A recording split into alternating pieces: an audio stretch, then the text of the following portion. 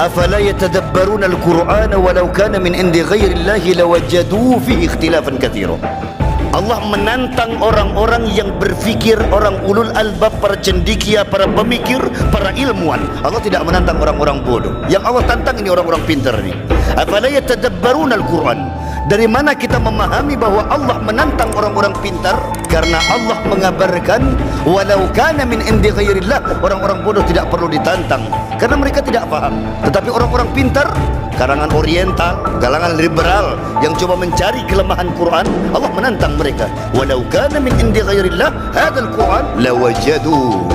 Mereka kalau ahli lughat, mereka akan faham. Nah, karena ipun tuktaki, kalaulah Quran bukan datang dari sisiku, kata Allah, laisa kalami, atau benitang jaja demuna Allah, bukan kalam, lawajadu.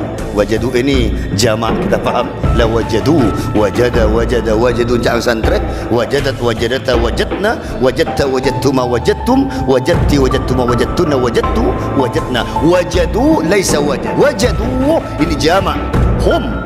Kalau Quran bukan kalamku, wajadu, mereka semua, jangankan kalangan cerdik pandai, para cendekia, para pemikir, para ilmuwan, bahkan orang bodoh pun akan mendapati kelemahan Quran. Tapi apa yang terjadi? Semakin mereka mencari kelemahan Quran, mencoba melihat, mengkoreksi, mencari aib yang ada pada Quran, justru membuat mereka jatuh cinta kepada Quran. Saya tidak mengambil contoh, mungkin saya sudah berbicara.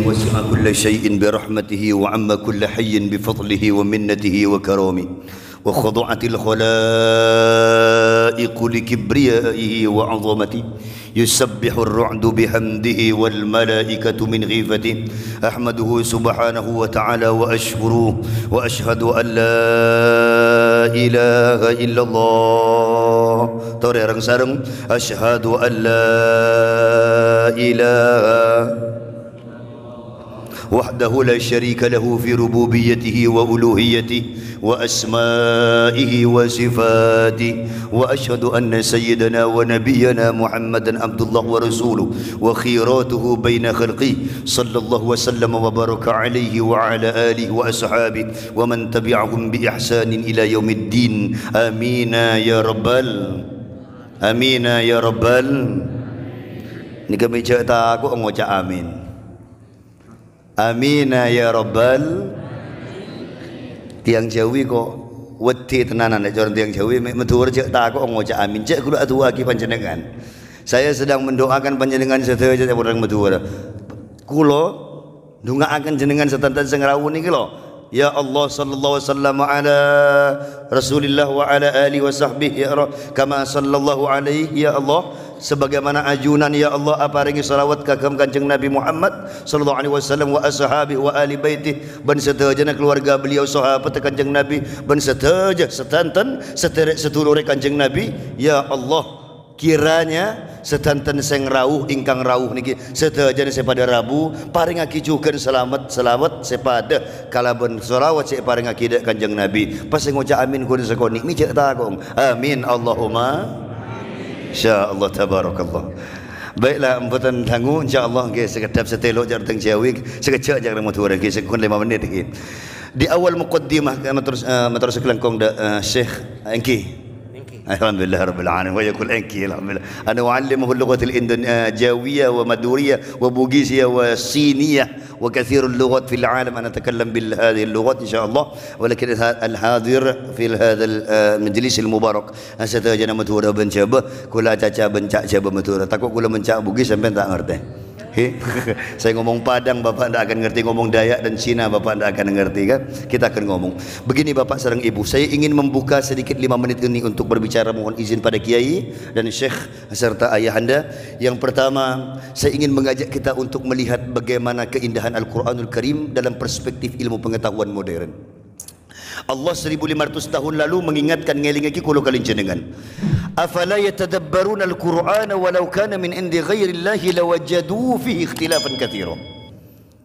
Allah menantang orang-orang yang berfikir, orang ulul albab, para cendekia, para pemikir, para ilmuwan. Allah tidak menantang orang-orang bodoh. Yang Allah tantang ini orang-orang pintar ini. Afala yatadabbaruna al-Quran. Dari mana kita memahami bahwa Allah menantang orang-orang pintar? Karena Allah mengabarkan, walau kana min indi ghairillah, orang-orang bodoh tidak perlu ditantang karena mereka tidak paham.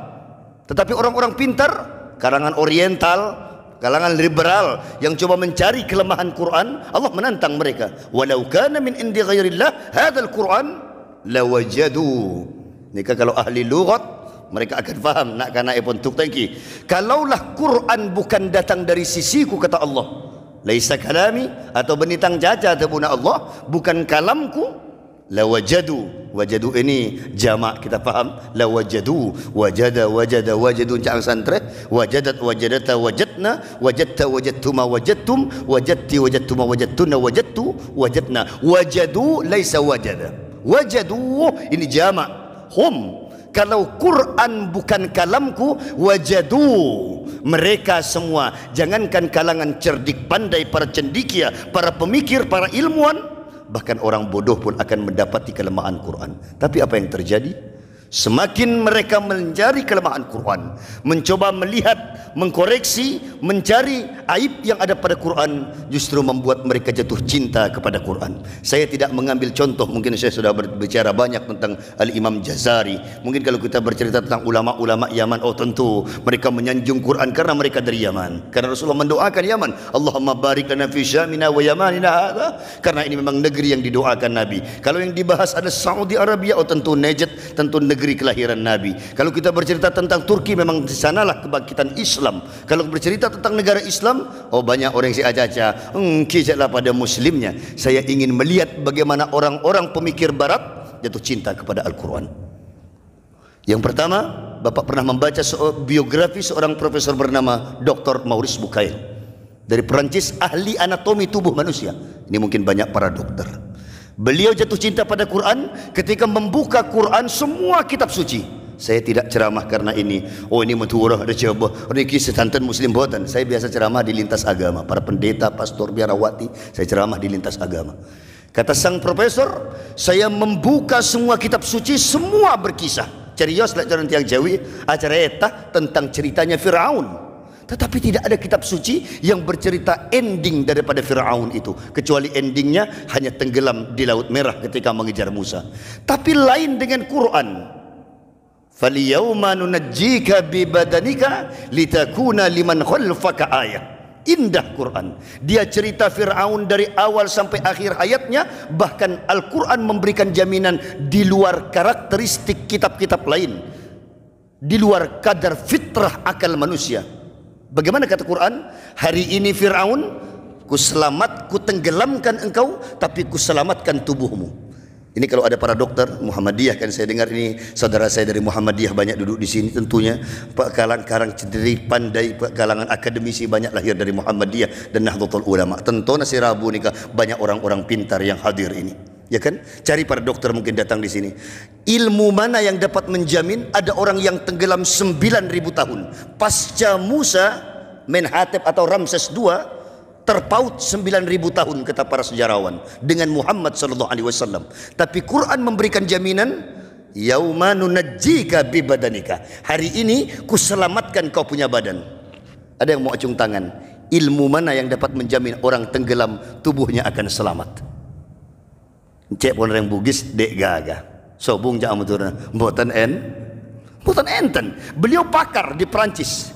Tapi anehnya Quran menyelamatkan Firaun. Dan ketika ditemukan mayat Firaun, kita menonton film, mungkin para santri juga menonton The Return of the Mummy. Kembalinya sang mumi bernama Firaun.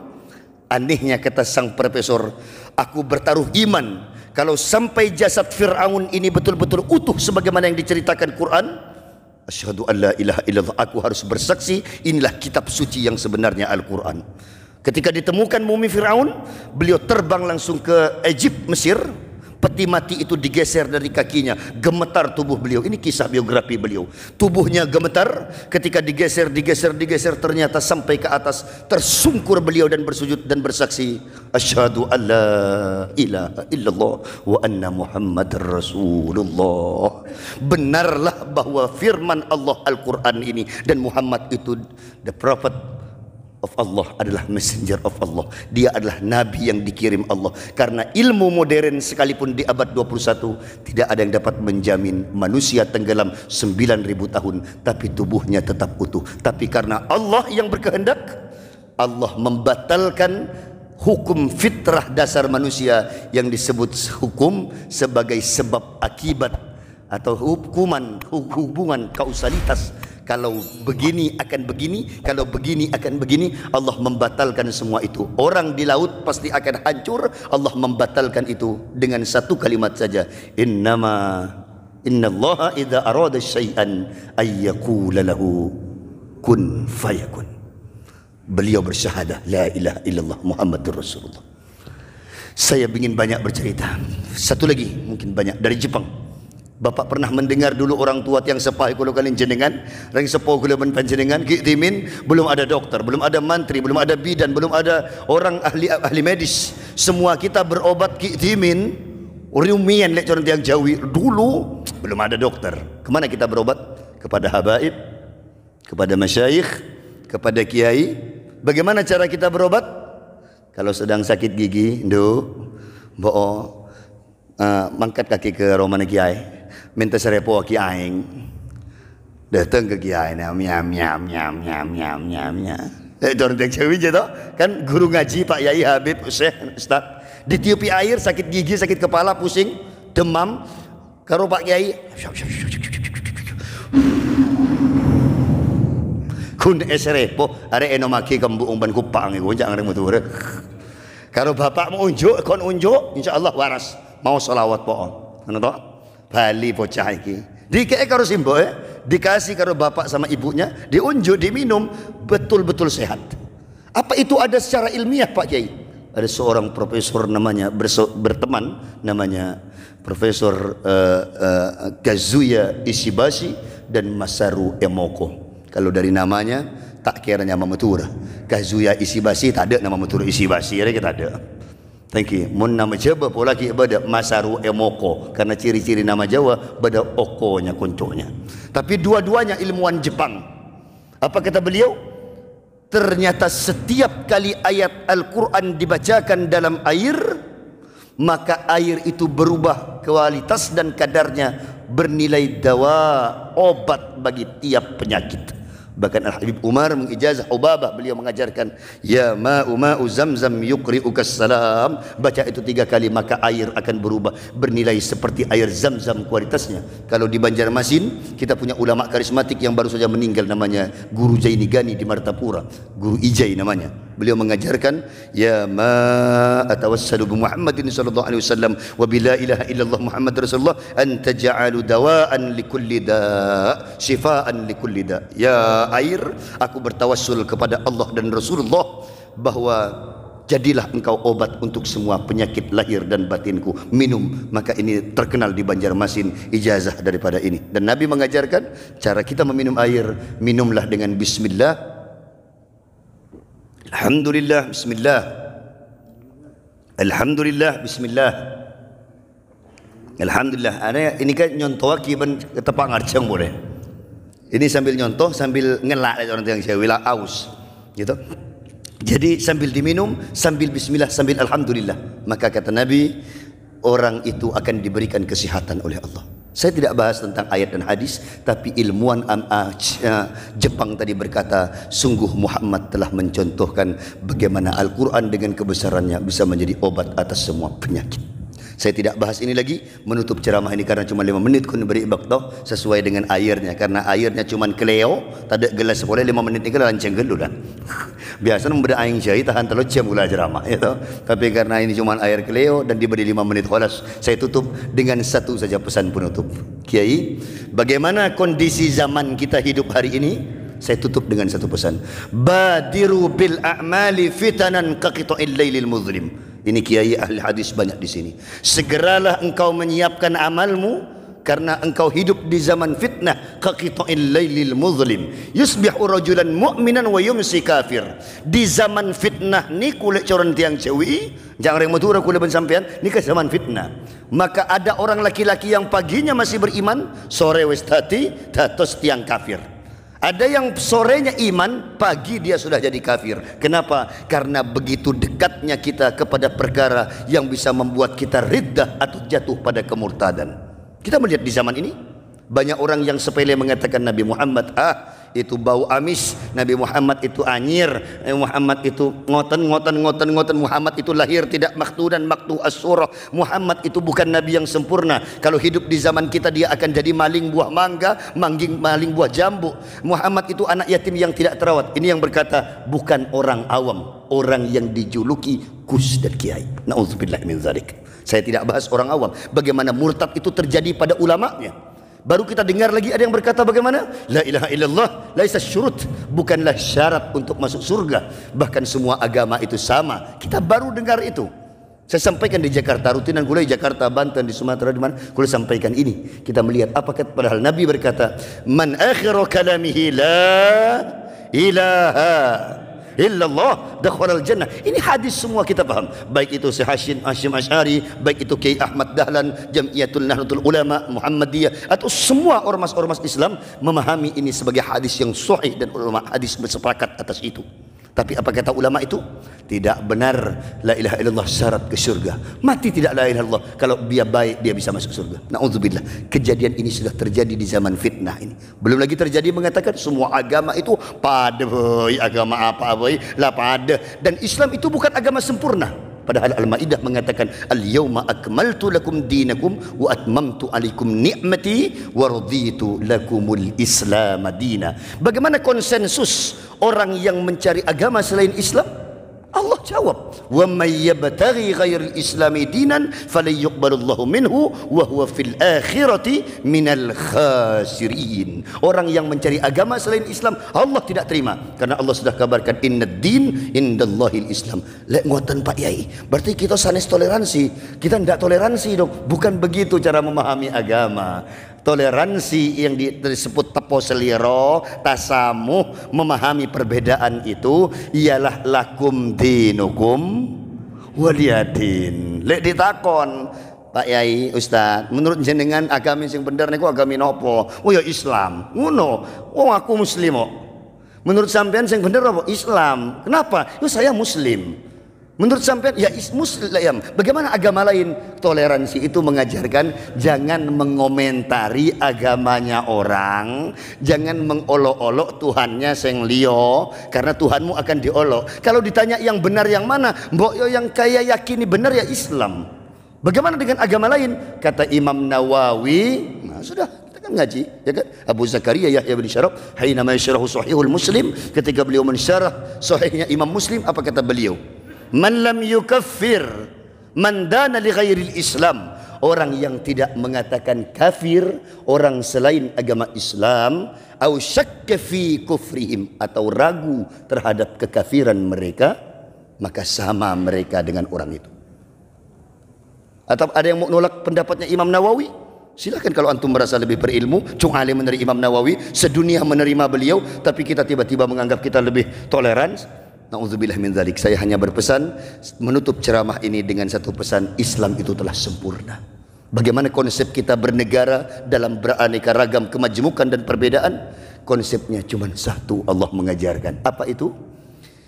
لا ينهاكم الله عن الذين لم يقاتلوكم في الدين ولم يخرجوكم من دياركم أن تبروهم وتقسطوا إليهم إن الله يحب المقسطين.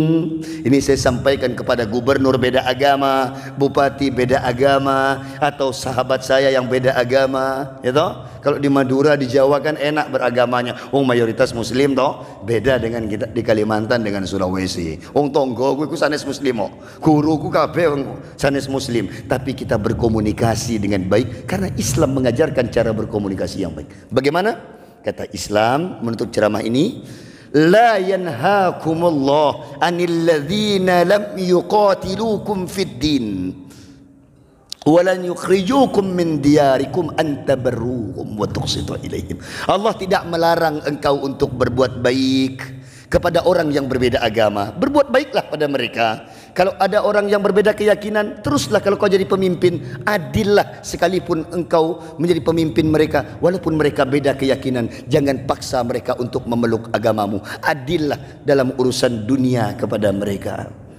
Bagaimana lanjutnya? Wa tuqsitu ilaihim. Kalau engkau menjadi hakim, putuskan perkara dengan adil.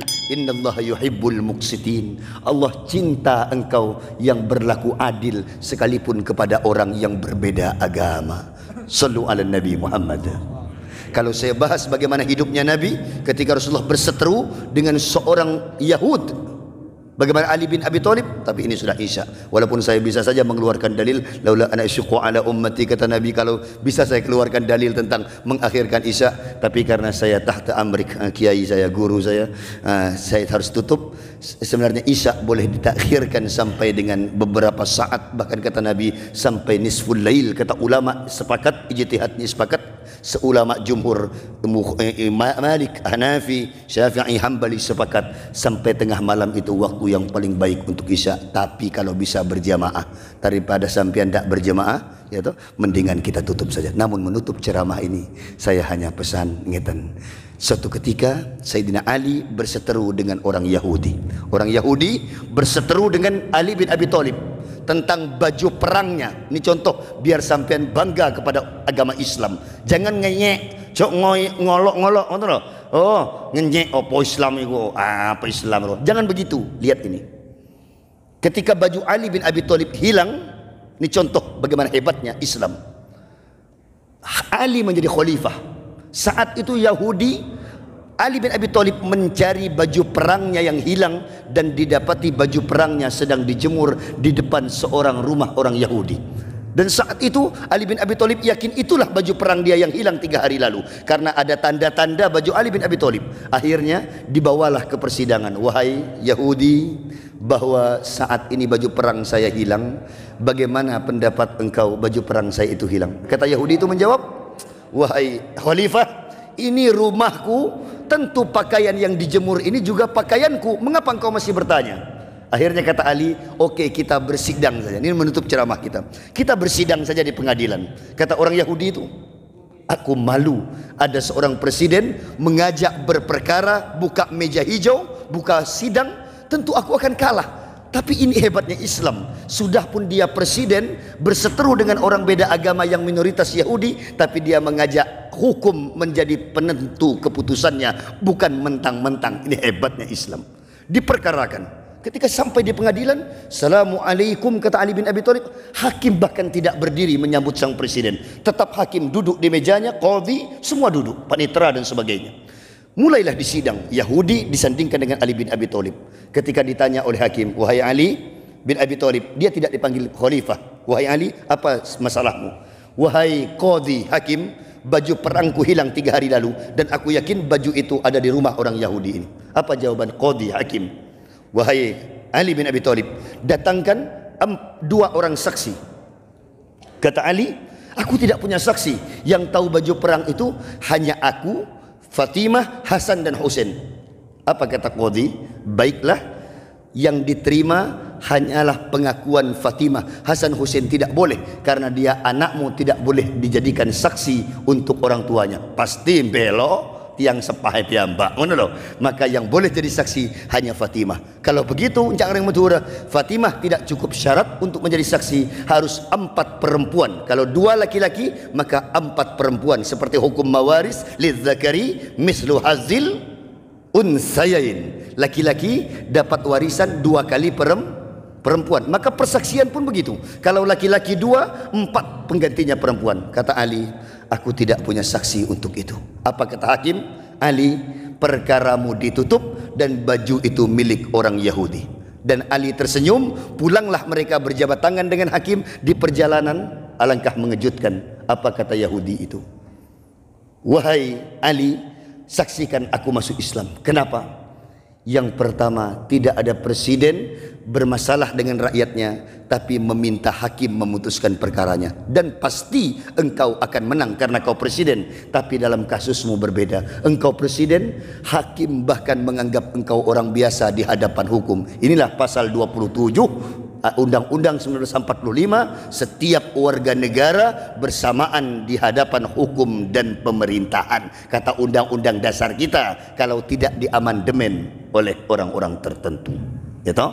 Sama itu pesan hadisnya. Yang kedua yang membuat aku masuk Islam adalah bahwa engkau menjadikan hukum sebagai pemutus perkara bukan karena minoritas dan mayoritas. Padahal engkau bisa menggunakan jabatan presidenmu untuk memutus perkara, tapi engkau mengambil hakim sebagai pemutus perkara. Yang ketiga, akhlakmu wahai Amirul Mukminin. Engkau tetap tersenyum sekalipun engkau kalah berperkara dengan rakyatmu. Dan ini tidak ada pada Romawi, tidak ada pada Persia, tidak ada pada agama manapun karakteristik akhlak yang ini. Dan inilah yang didapat dari qudwatuna Sayyiduna Muhammad sallallahu alaihi wasallam. Akhirul kalam wal afu minkum ihdinas siratal mustaqim. Assalamualaikum warahmatullahi wabarakatuh.